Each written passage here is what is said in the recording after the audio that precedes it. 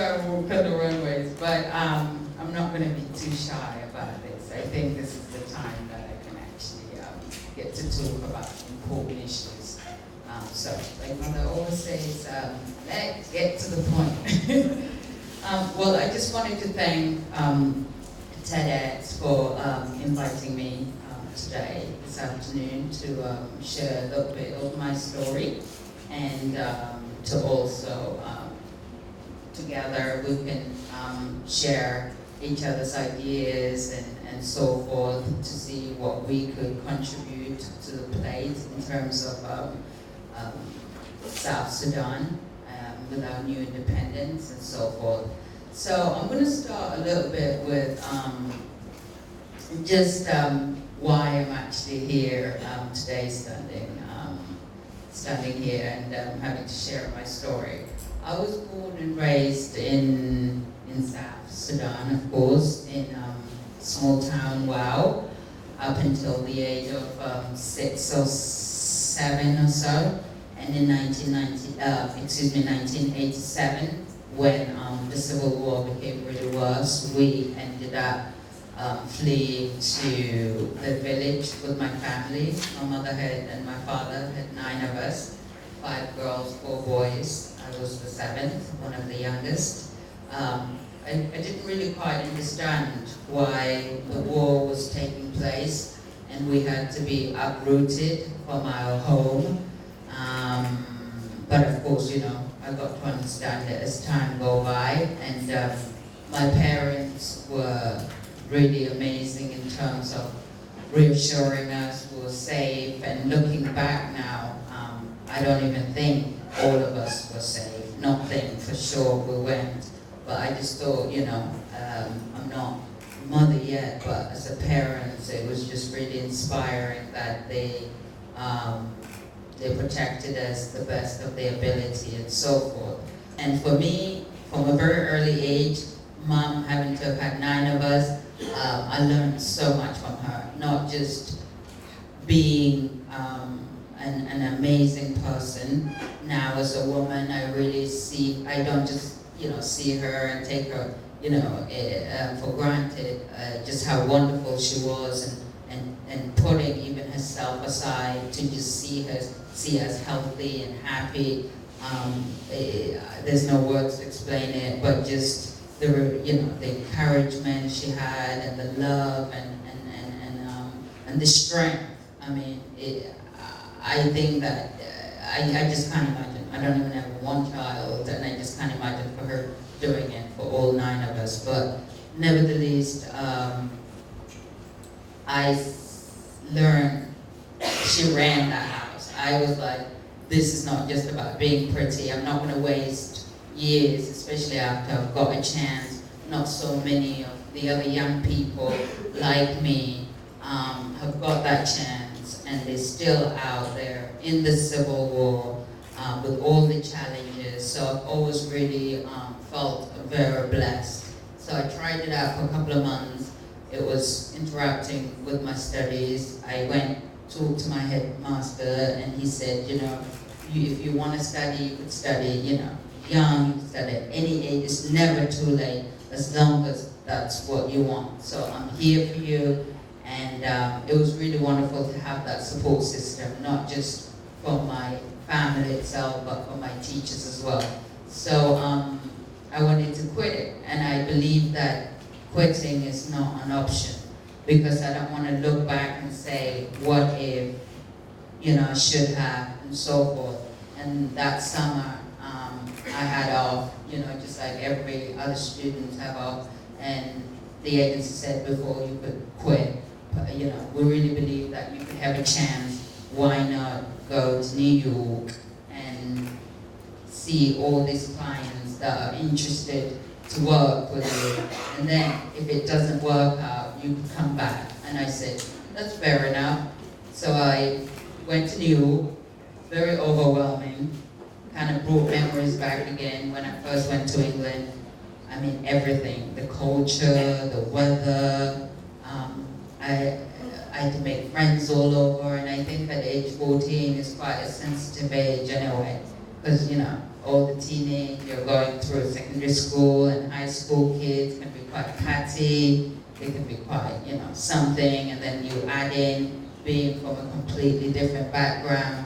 It was really quite nerve-wracking, but for me, I looked at the bigger picture, just the fact that I've had, I didn't feel like I was crippled, I didn't feel like I was mentally, handicapped. I was put in the same age group. Yes, it was hard, it was not easy, but you know what, they gave me a special needs teacher. Yes, the kids made fun of me, but then after, a couple of days or so, they're also like, Miss, because obviously one teacher can't go and attend every single student, so they start to ask the special needs teacher, Miss, what do you think about this? Like, can you help me with this? And I was like, oh, now you're asking my miss. I thought I was the slow one, huh?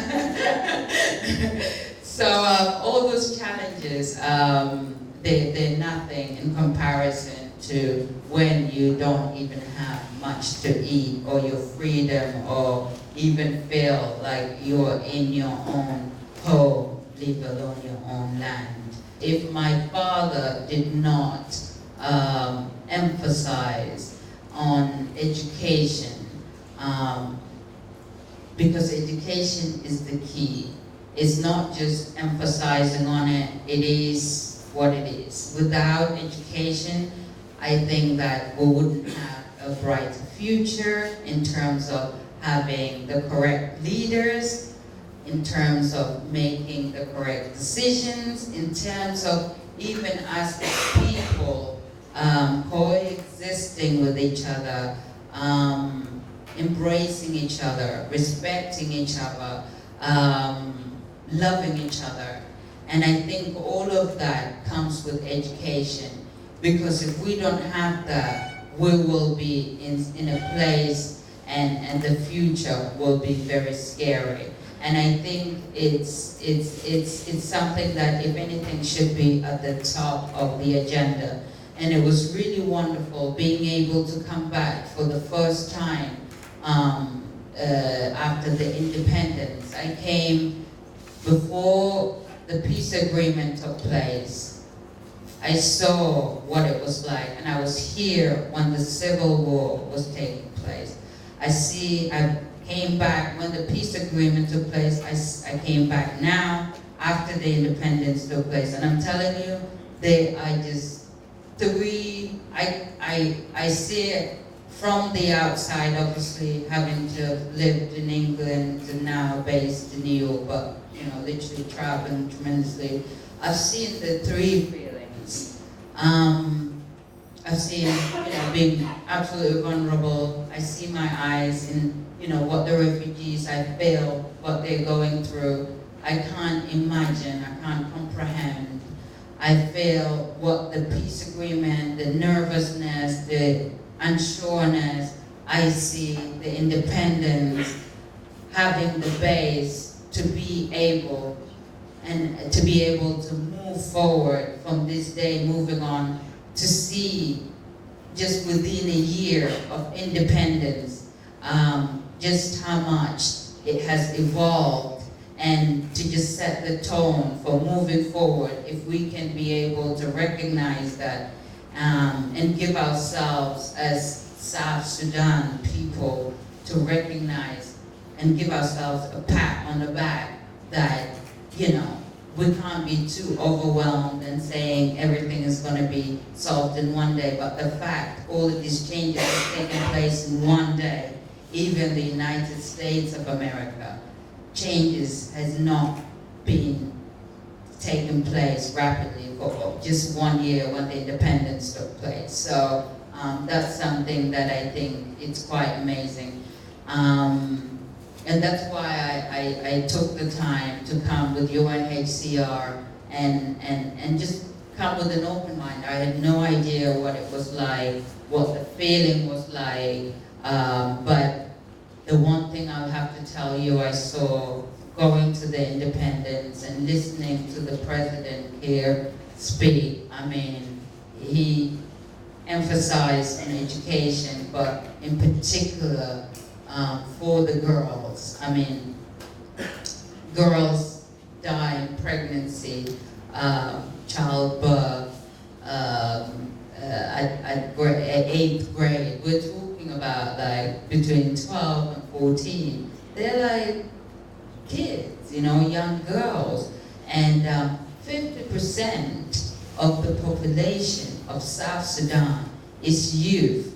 And if we can't put that as a first agenda, I mean, I don't know what else is important that we should put as a first agenda, because basically they're the future, they're the people to lead this nation so that we could learn from our past and move on to our future. And going to WOW, to youth center, I just got back literally about, you know, an hour ago, or even a little bit less than an hour ago, when those children welcomed me at the, you know, at the youth center.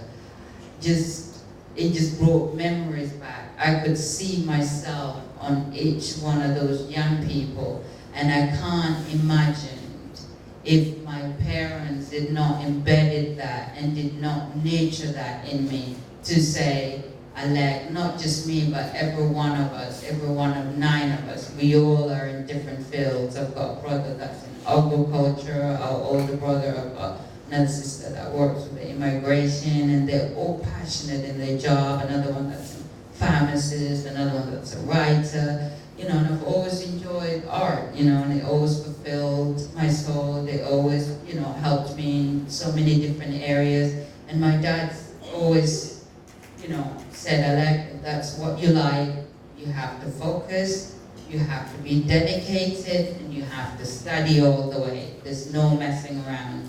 And that, I mean, I would be lying to say, as I'm standing here in front of you all, that I figured it out myself. No, and there are times when you're young, you can doubt yourself as well. And that's what I tell to the young people. You know, it's okay. We all have our insecurities, but let's not let it go this high where it can affect somebody else or affect yourself. There are always going to be people that will uplift you, and those are the people that will strengthen you, and you pass it on whether we like it or not. We have been given as people for us to be in a position to be able to look out for the other one. So it's not even an option to even put education first and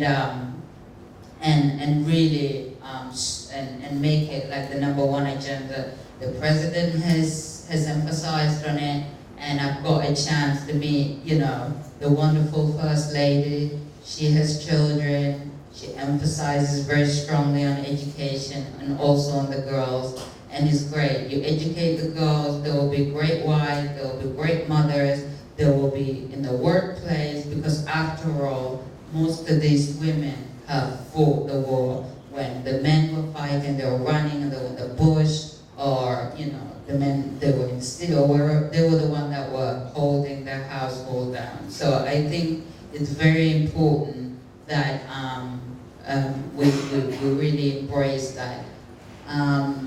So moving forward, I feel it would be a shame for me not to utilize the voice that the fashion industry has given me. It's not, you know, it's not just to travel and being able to see different cultures and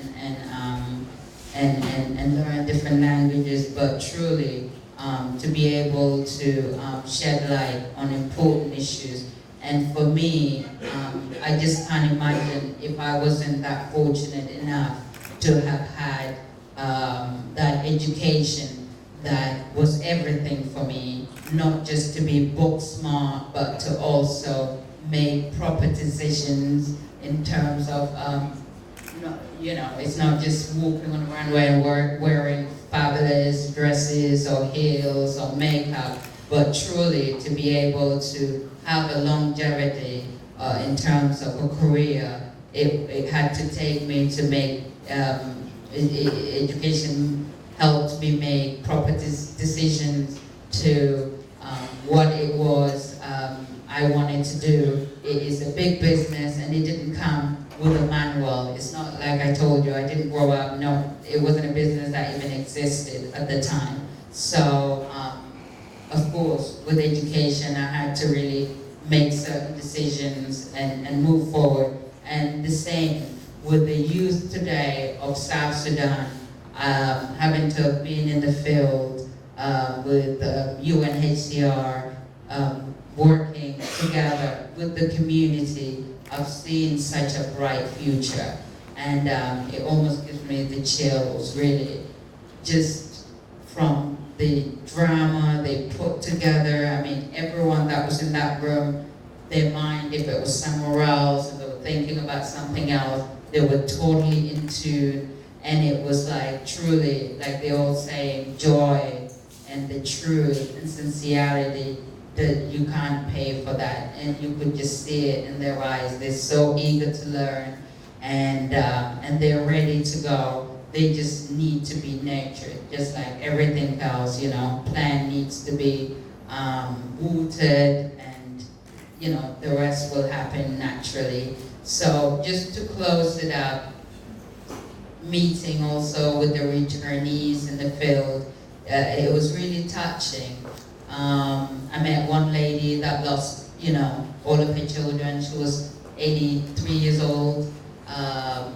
Yet she should have been retired, enjoying her fruits, enjoying her last age, and yet she's taking care of her grandchildren, and so blessed and so sweet, and was blessing us. Hopefully we'll get to live her age and even beyond, and no hate, no nothing. So I would say this independence, it really signifies to give the South Sudanese people the opportunity to begin now, to rebuild their lives, because there's been way too much bloodshed. They never had security, and I think the youth are really the ones that are going to lead this nation to a brighter future, and we must nurture them, and we must empower them, and we should go for it. So I'll do the best that I can as Alek and go out there and preach it all, and everyone agrees, not just the president, not just the people of South Sudan, but around the world. That's what it is, and it's the truth. It's not just saying it. So hopefully you guys agree, and we all can come together. And it's just really touching to see the unity. It's not just like, well, you're Dinka, you're Balanda, you're Dor, you're Chulo, you're this. We are one. And I think that really shows. And being here in Juba, coming for the 1-year anniversary of the independence, I am just really touched and so proud to be, you know, Alek from South Sudan. So, South Sudan, Thank you.